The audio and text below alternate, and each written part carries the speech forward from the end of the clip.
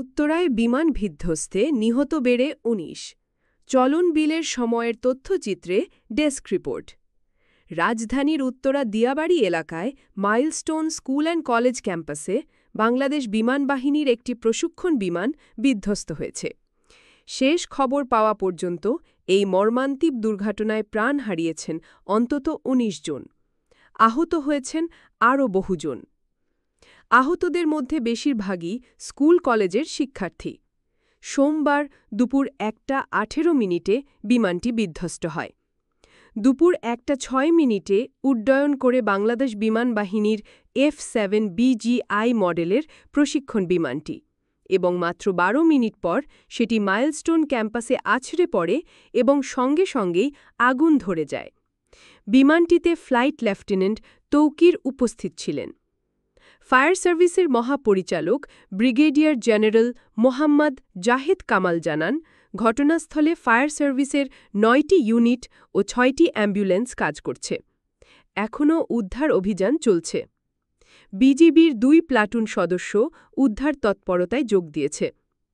উত্তরা আধুনিক হাসপাতালের সহকারী পরিচালক ডাক্তার আকাশ জানান, অগ্নিদগ্ধ হয়ে এখন পর্যন্ত ১২০ জন চিকিৎসা নিয়েছেন।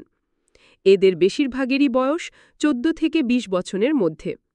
শরীরের ৬০ থেকে ৭০% পর্যন্ত পুড়ে গেছে অনেকের। ঘটনার পর আইন উপদেষ্টা ড. আসিফ নজরুল ঘোষণা দিয়েছেন, মঙ্গলবার ২২ জুলাই জাতীয় শোক পালন করা হবে এবং জাতীয় পতাকা অর্ধনমিত রাখা হবে। প্রধান উপদেষ্টা ড. মোহাম্মদ ইউনুস এক শোক বার্তায় বলেন, এই দুর্ঘটনায় যারা প্রাণ হারিয়েছেন তাদের মৃত্যু জাতির জন্য অপূরণীয় ক্ষতি।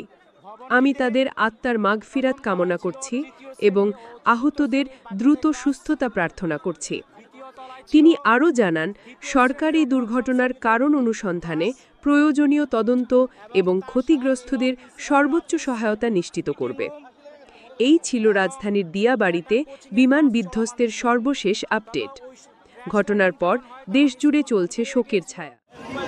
এবং ওই সময় যে জায়গায় টিচার্স রুমের সাথে যে ল্যান্ডিংটা হয় আঘাত করে ওই জায়গায় বাচ্চা কাচ্চারা জড়ো হয়েছিল এবং তাদের সাথে হয়তো কিছু অভিভাবকও ছিল।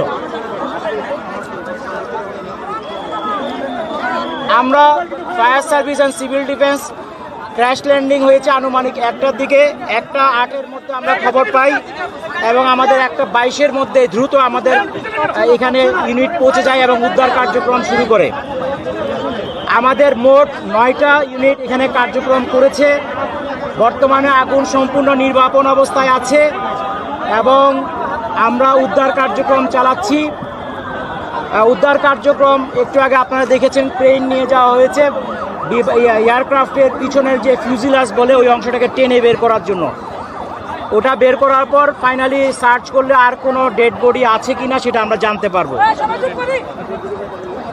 এখন পর্যন্ত আমাদের ৬টা অ্যাম্বুলেন্স ছাড়াও আশেপাশে অনেক অ্যাম্বুলেন্স ব্যবহৃত হয়েছে এবং ঢাকার বিশেষ করে সিএমএইচ ঢাকা মেডিকেল কলেজের বার্ন ইউনিট এবং বাংলাদেশ মেডিকেলেও অনেককে আহত অবস্থায় নিয়ে যাওয়া হয়েছে বিভিন্নভাবে। আমাদের হিসাব অনুযায়ী এখন পর্যন্ত আমরা ১৯ জনের ডেড বডি উদ্ধার করেছি এবং তারা বিভিন্ন হাসপাতালে আছে। এগুলি হিসাবটা চলমান আছে, যেহেতু দ্রুত উদ্ধার করে পাঠানো হয়েছে। এখানে সেনাবাহিনী এবং আমাদের ফায়ার সার্ভিস এবং অন্যান্য পুলিশ সবাই মিলে আমাদের সহযোগিতা করেছে এবং র্যাবও এখানে উপস্থিত ছিল। আমাদের উদ্ধার কাজ চলমান আছে এবং আশা করছি এটা খুব শীঘ্রই শেষ হয়ে যাবে, ফলে আমরা টোটাল ক্ষয়ক্ষতির ফিগারটা আপনাদেরকে বলতে পারবো।